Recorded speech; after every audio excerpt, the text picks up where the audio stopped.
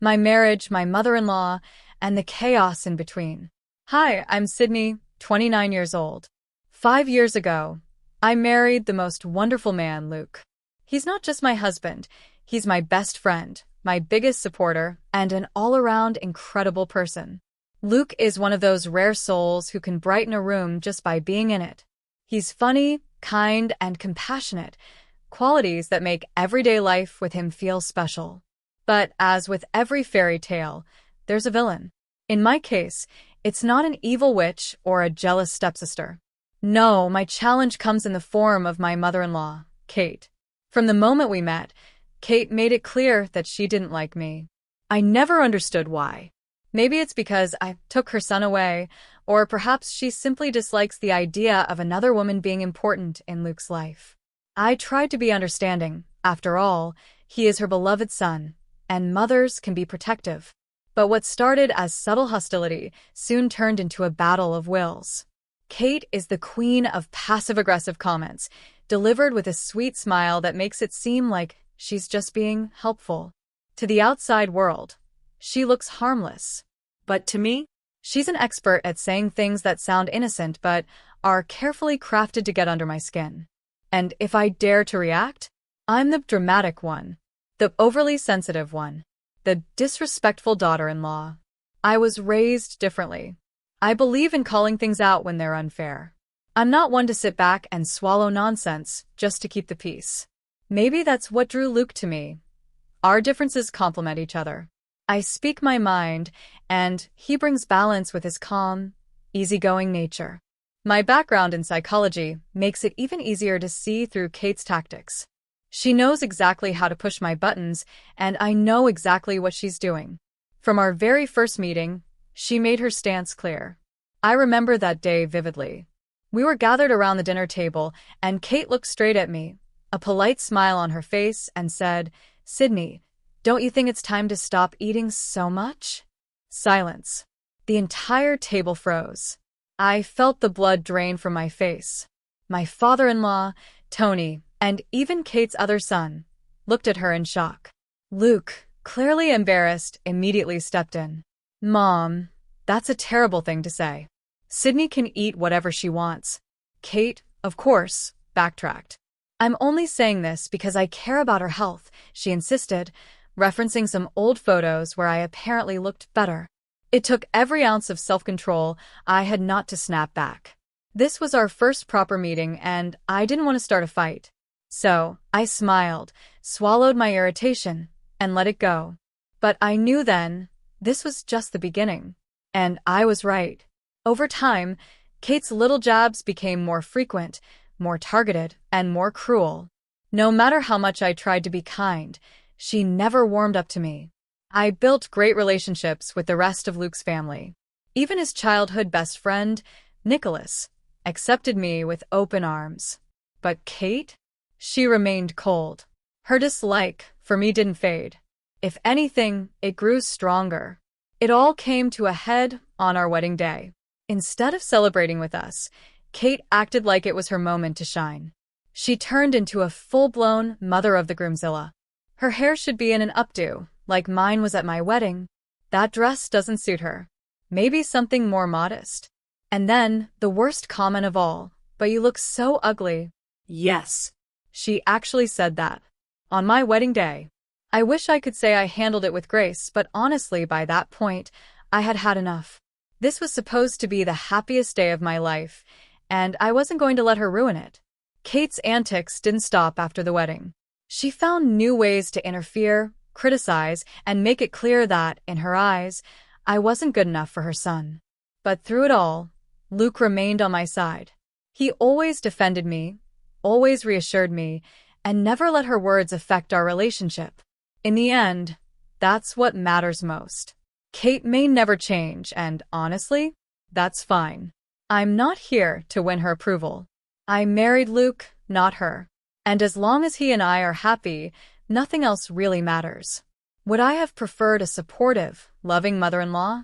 Of course. But life doesn't always give us what we want.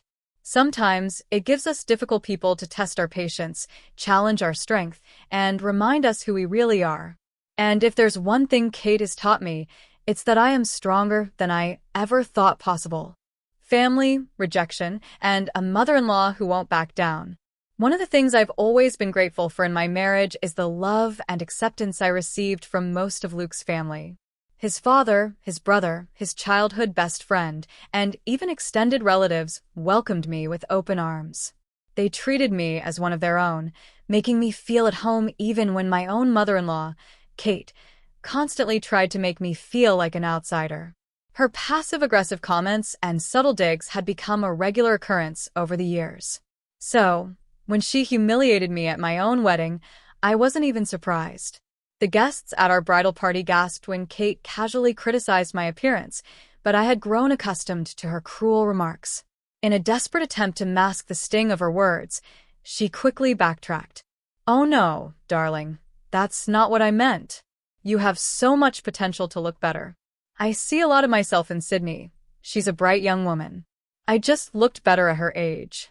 But of course, she's beautiful in her own way." If she thought that was a compliment, she was mistaken. Luckily, my father-in-law stepped in, his firm tone putting an end to her antics for the night. But the damage was done. The bitterness and pain lingered, refusing to fade. I was not the kind of person to stay silent and passive. I had always been full of life, confident and outspoken. But Kate's constant jabs were beginning to wear me down. My energy, once vibrant and full of warmth, was being drained by this woman who seemed determined to make me feel unwelcome. Fast forward to 5 years later. A lot had happened since that day. But if there was one thing that hadn't changed, it was Kate's opinion of me. It was a Friday evening, and we were gathered at Luke's childhood home for dinner, his parents' residence. These family dinners had become a routine, and despite my rocky relationship with Kate, I still made the effort to show up. That night, however, something felt off. Kate had extended a personal invitation to Nick, Luke's childhood best friend, and there was a certain air of anticipation in the room. I had my suspicions, but I kept them to myself, waiting for the inevitable. And sure enough, just as dinner was winding down, Kate cleared her throat and stood up, holding a piece of paper in her hands. She tapped her fork against her glass, capturing everyone's attention. "Attention, everyone! I have an important announcement." The room quieted. Luke instinctively reached for my hand under the table, a silent show of support. I squeezed his fingers, bracing myself for whatever was coming next. "As you all know, my birthday is coming up," Kate began, her tone filled with excitement. "And to celebrate, I have made the most wonderful decision. We're all going on a trip to Hilo." Gasps of excitement erupted around the table. Everyone clapped, voices overlapping as they praised the idea. "That sounds fantastic." "Wow, what amazing news." I smiled, genuinely thrilled at the prospect of visiting Hilo. "Sydney, I've always wanted to go there," I said, turning to Luke. "This is great news." "Thank you so much, Ma." Kate's expression suddenly shifted. Her smile thinned, her eyes sharp with something that made my stomach twist. "Actually, you're not coming, honey?" Silence. For a moment, I thought I had misheard her. "What?" I blinked in confusion. She waved a hand dismissively. "I made some last-minute changes and canceled your ticket before it incurred extra charges." My heart pounded in my chest. My ticket had already been bought, and she had purposely canceled it? Everyone at the table froze, sensing the tension in the air. I could feel Luke tense beside me. My pulse quickened, my mind racing with the unspoken question that had haunted me for years. Why does she hate me so much? Luke's voice broke the silence, firm and demanding. "Mom, what are you talking about?" Kate sighed dramatically, as if she were being forced into a conversation she didn't want to have. "Fine," she said, throwing her hands up. "I'll tell you why I thought Sydney shouldn't come." She took a deep breath, then spoke words so cruel that they knocked the air right out of my lungs.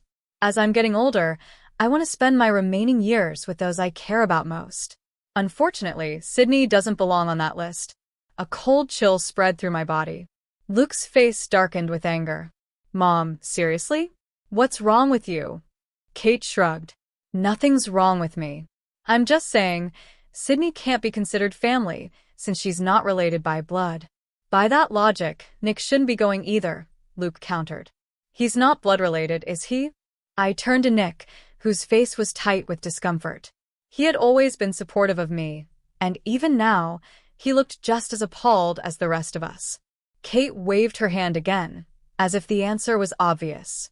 Oh, Nick is different. He's always been here. Our sweet baby angel. I felt sick. But Sydney hasn't, she continued, her tone disturbingly casual. I'm just not comfortable with her coming. It's my birthday, and I get to decide. The finality in her voice was infuriating. I looked around the table, at the people who had become my family despite her best efforts.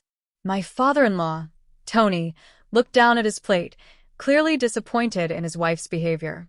Nick shifted in his seat, uncomfortable but unwilling to challenge her. The air was thick with unease, the weight of Kate's words hanging over us like a storm cloud. Then Luke turned to me, his eyes filled with silent concern. Sydney? I took a deep breath. And then I spoke. No. The single word rang through the room, stopping everyone in their tracks. Kate's smug expression faltered. She had been expecting me to get up and leave, humiliated and defeated. But I wasn't going to give her that satisfaction. I'm not going anywhere. The room held its breath. Kate's smile twitched, her lips pressing into a thin line. She had spent years trying to make me feel unwelcome, but I wasn't backing down. For too long, I had let her words eat away at me, allowed her to make me feel like I didn't belong. But not anymore. This time I was standing my ground. Her face turned serious right away. Kate, it's been clear from the start that you don't like me. For 4 years, I've put up with your terrible behavior. Do you really think we don't see what you're doing? Do you believe we don't notice your selfish ways? Watch your tone, young lady. Remember, you're in my house, but not for much longer. In fact, I'm about to leave. But before I go, I have something to say. I turned to my husband, whose eyes were filled with anger as he looked at his mother. My love, I adore you.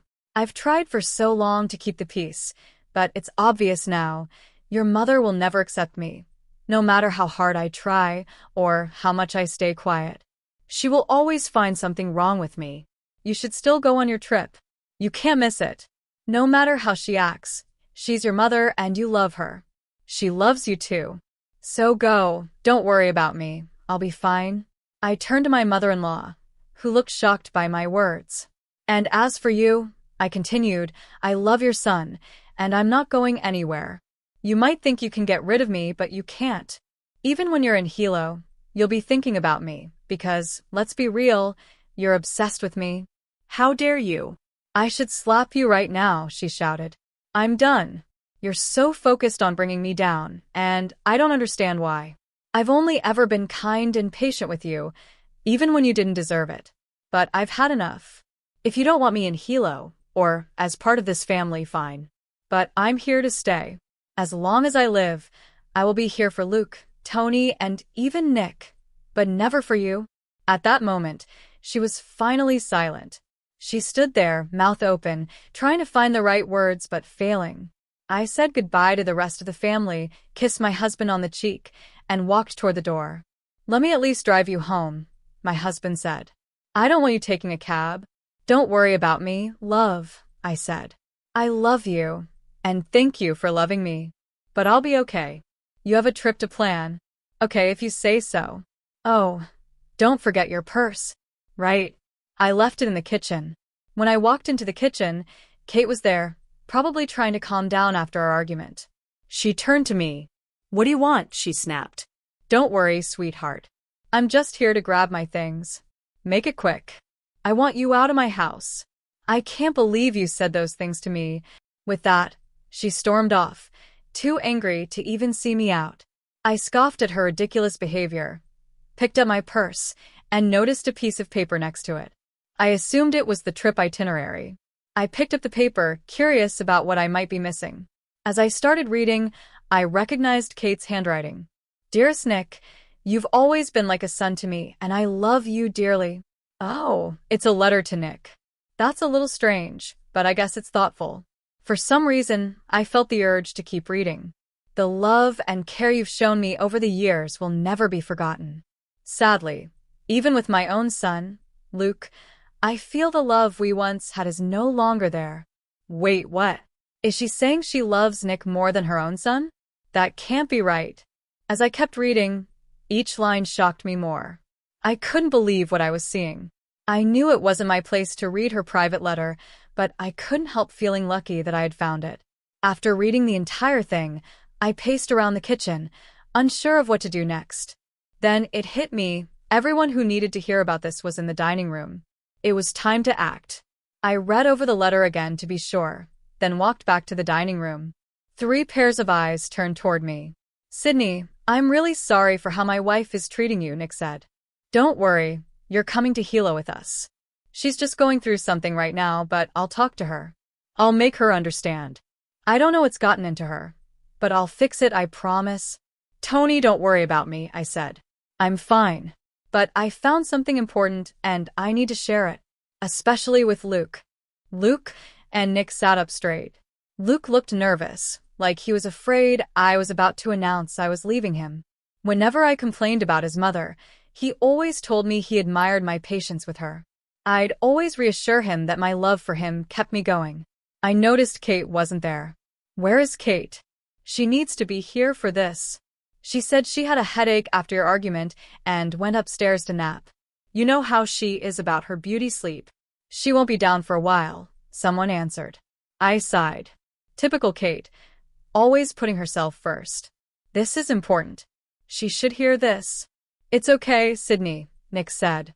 "Tell us, and we'll make sure she finds out later." I hesitated. A part of me wanted to see Kate's face when she realized what I had found. "You should go ahead and tell us," someone said. "Luke already looks anxious. It's not good to keep him waiting." I glanced at Luke, who was fidgeting nervously. It was true, his anxiety could get bad quickly. "All right," I said. "Here's what I found." I pulled out the letter and started reading out loud. "Dearest Nick, you've always been like a son to me, and I love you dearly. The love and care you have shown me over the years will never be forgotten. I hate to admit it, but even with my own son, Luke, I feel like the love Luke and I once had is gone. We don't get along the way we used to, and honestly, I think it's because of Sydney. Ever since he married her, he doesn't have time for me anymore. He doesn't love me, so I don't think I love him either. But I love you, Nick. You are my real son. That's why I want to let you know. I'm changing my will. I'm leaving everything to you, not Luke. I know this might hurt him, but at this point, I don't care. It's all because of that awful Sydney. She's the reason I don't love him anymore. I hope you understand why I'm doing this. I didn't want to talk to you in person because, honestly, I was scared of how you'd react. I know you love Luke like a brother, and you probably won't agree with my decision, but I don't care. The money, the house, the cars, even my small businesses, they're all yours, whether you like it or not. If you want to talk, call me and we can discuss it. I hope to hear from you soon. I will love you forever. Your second mom. After I finished reading, I looked up. The room was filled with silence and shock. Tony looked like he was about to cry. Nick was completely speechless. But Luke looked furious. I can't believe she wrote this. Is she serious? She's cutting me out of her, well, just to get back at me and Sydney? She's lost her mind. Luke's hands clenched into fists. I don't even know what to say. This is too much. I'm sick of her toxic behavior. What are we going to do? At that moment, an idea came to me. A week later, the day of the Hilo trip arrived. Kate woke up and found a letter from her husband on the bedside table. "Good morning, beautiful. We let you sleep in. Don't worry, your bags are packed. Just meet us at the airport." Kate quickly got ready and rushed to the airport, looking for her family. She tried calling them, but no one answered. Assuming they had already boarded, she got on the plane, hoping to meet them in Hilo. After a long 15-hour flight, she landed and immediately called Tony on video. "Hey, Tony, where are you guys? I woke up late and found your note, but no one answered my calls. I figured you all got on the plane without me. Let's start the fun." Tony's expression was cold. "That won't be happening, Kate." Kate frowned. "What do you mean? Where are you? I'm at home. Her stomach dropped. What? Why are you at home? Tony sighed. You see, Sydney found something important last week. After that, we all decided we'd rather spend time in New York with her than go anywhere with you. Kate gasped. You think I wouldn't find out about this? Tony's voice was sharp. Mom, don't try to sweet-talk me. You were really going to cut me out of your will? Kate stuttered. Who? How did you even find out? Oh, that girl you hate so much. Sydney found your letter in the kitchen. I don't know what you're talking about. Kate said. Lying isn't going to help you now, I replied. Nick, tell them. You have to believe me. I didn't do anything. We all read the letter, Kate. The truth is out. But I didn't do anything. Sydney is making all this up. Oh, am I? I said, shaking my head.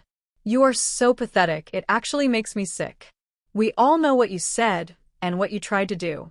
The only reason you're caught is because I was nosy enough to read the whole thing. Luke, Tony, please. No, Kate. Enough, Luke interrupted. You're done talking. You messed up. Your hate has made you blind, and now you're facing the consequences. You'll be spending your birthday alone because of what you did, but I'll be all alone. It won't be fun. Tony scoffed. Maybe people would want to be around you if you weren't such a miserable person. Have fun. With that, Tony hung up the phone. We all sighed in relief. Then I started laughing.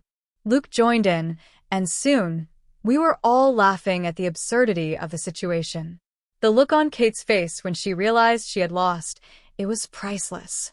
Her face went pale, and for the first time in a long time, she looked truly embarrassed. Kate had to spend her vacation alone.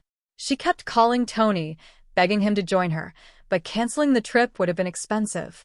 Every time, he refused, telling her that when she returned, they would have to set some serious rules if she wanted to stay married to him. Kate became surprisingly apologetic, acting completely different from her usual self. Luke also told her that if she wanted to stay in his life, she had to change her attitude. If she ever disrespected him again, even in the smallest way, he was ready to cut her off for good, just like she had planned to do to him. As for Nick, he realized he had been too accommodating and that his kindness was enabling Kate's toxic behavior. So, he decided to stop letting her control him. In the end, Kate spent a miserable time in a beautiful place. But worse than that, she risked losing the 3 most important people in her life.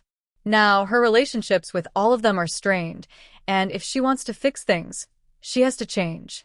As for me, I sent her a message saying I needed time to decide if I could ever forgive her. She apologized and begged me to help smooth things over with Luke, Tony, and Nick. I refused. This is the bed you made, I told her. Now you have to lie in it. To this day, Kate is still trying to fix the broken relationships she caused. I just hope she finally learned her lesson.